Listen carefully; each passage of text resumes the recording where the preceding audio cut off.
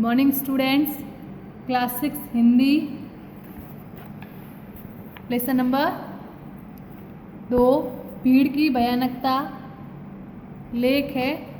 उसमें लेखक बता रहे हैं कि किस प्रकार जनसंख्या के बढ़ने से हमें जो है बहुत सारी समस्याओं का सामना करना पड़ता है और जनसंख्या के बढ़ने से मानव का जीवन और भी संकटमय हो जाता है। उसमें हमारी सुख सुविधाओं में जो है कटौती हो जाती है। इसके भयानक दुष्परिणाम हमारे सामने आते हैं। इस पाठ में लेखक ने बढ़ती जनसंख्या के विकराल स्वरूप और उससे उत्पन्न होने वाली समस्याओं के प्रति सचेत किया है कि आधुनिक सुख सुविधाएं बढ़ी है।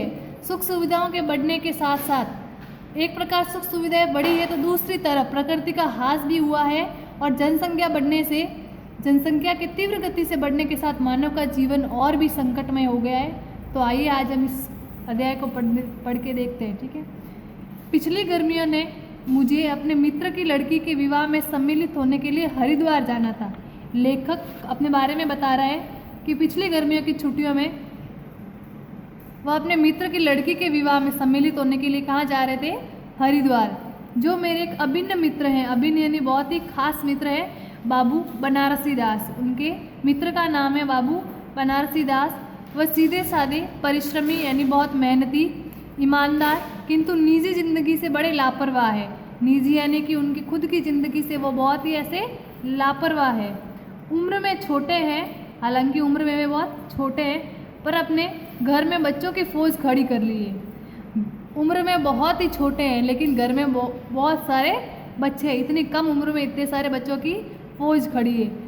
15 दिन पहले आरक्षण के लिए स्टेशन गया तो वहाँ पहले से ही लोगों की लंबी कतार खड़ी थी।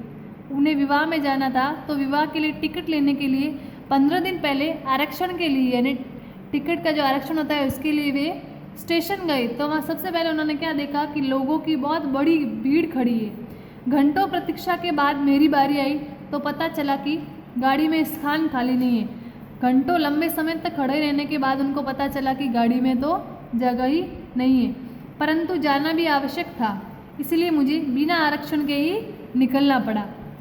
जाना भी जरूरी था तो आरक्षण नहीं लिया, लेकिन उन्हें बिना आरक्षण के भी वहाँ से जाना पड़ा। जब स्टेशन पहुँचा तो देखा कि गाड़ी के अंदर तिल रखने की भी जगह नहीं है। तिल यानी एक चीटी के बैठने या पाँव रखने तक की जगह नहीं है उस गाड़ी के अंदर। और प्लेटफार्म पर चढ़ने वालों की भीड़ ज़बरदस्त धक्का मुक्की करने में लगी। इतनी भीड़ है कि पाँव देने के लिए भी जगह नहीं है, लोग एक दूसरे को धक्का मुक्की कर रहे हैं। मेरे पास सामान बहुत कम था, हालांकि उनके पास सामान भी बहुत कम था, फिर भी कूली की सहायता लेनी पड़ी। फिर भी जो है वहाँ पे रेलवे स्टेशन पे जो कूली होते हैं उनकी सहायता लेनी पड़ी। यदि उसने खिड़की से मुझे भीतर न धकेला होता तो गाड़ी छूट जाती। उनकी कूली ने उनको खिड़की से अंदर नहीं धकेला होता तो उनकी गाड़ी भी निकल जाती। लक्सर में मुझे गाड़ी बदलनी थी। लक्सर में उन्हें बीच में एक गाड़ी बदलनी थी। किसी तरह खिड़की से बाहर कूदा तो देखा पूरी ट्रेन की छत यात्रियों से पटी पड़ी है और खिड़की से वो उससे उतरे उस गाड़ी से। तो लक्सर में उनको गाड़ी बदलनी थी। किसी तरह वो खिड़की से कूदकर बाहर तो निकल गए इतनी भीड़ में, परंतु उन्होंने देखा कि दूसरी ट्रेन जो है वो भी पूरी तरह से ऐसे यात्रियों से भरी हुई है। ट्रेन के ऊपर भी जो है यात्री बैठे हैं। सोचता हूँ अपने आप प्राणों को भीषण संकट में डालकर ट्रेन की छत पर यात्रा करने के लिए लोग क्यों मजबूर हुए। अब वो सोचते हैं कि इतनी भीषण संकट में डालकर यानी इतनी भयावह संकट में डालकर लोग ट्रेन की छत पर बैठ के भी यात्रा करने के लिए इतने मजबूर कैसे हो गए। इन लोगों ने रेल के नियम, व्यवस्था और अनुशासन का ध्यान क्यों नहीं रखा। हालांकि रेल के नियम, व्यवस्था, अनुशासन सब कुछ है, लेकिन फिर भी उन नियमों को तोड़कर वे लोग ऐसा क्यों कर रहे हैं।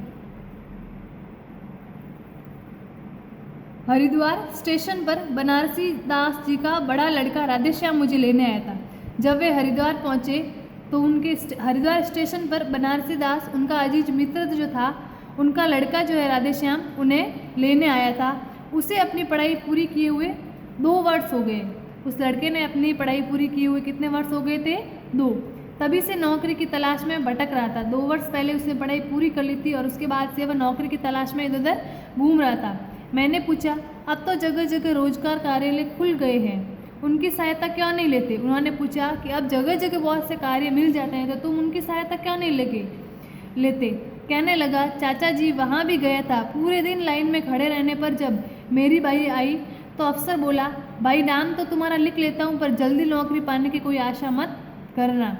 हालांकि उसने सरकारी कार्यालय में वगैरह जगह जगह पे जाके पूछा भी नौकरी के लिए, लेकिन वहाँ पे जब उसकी बारी आई पूरे दिन खड़ा रहने के बाद तो एक अफसर ने उनको जवाब दिया कि भाई तुम्हारा नाम तो लिख लेता हूँ पर तुम ये उम्मीद मत करना कि तुम्हें इतनी जल्दी नौकरी मिल जाएगी। तुम्हारी योग्यता के हजारों व्यक्ति पहले से इस कार्यालय में अपना नाम दर्ज करवा चुके। दर्ज करवा मतलब लिखा चुके कि तुम्हारी जैसी तुमसे भी अव्वल योग्यता के लोग जो है इस नौकरी के लिए नाम लिखा चुके हैं। मैं सोचने लगा, जब एक छोटे से शहर का ये हाल है तो पूरे देश में बेरोजगारों की कितनी भीड़ भटक रही होगी। अब मैं सोचने लगा, एक छोटा सा गांव है हरिद्वार, वहाँ पे जो है रोजगार की इतनी भीड़ है तो सोचो कि बड़े बड़े शहरों में क्या हाल होंगे। ये हम देख सकते हैं कि किसी भी प्रकार की जनसंख्या बढ़ने से क्या हाल होते हैं, ठीक है। और जनसंख्या कितना एक विकराल रूप ले सकती है। ओके, आज हम इतना ही पढ़ेंगे, आगे का लेसन हम जो है अगली क्लास में पढ़ेंगे। Thank you.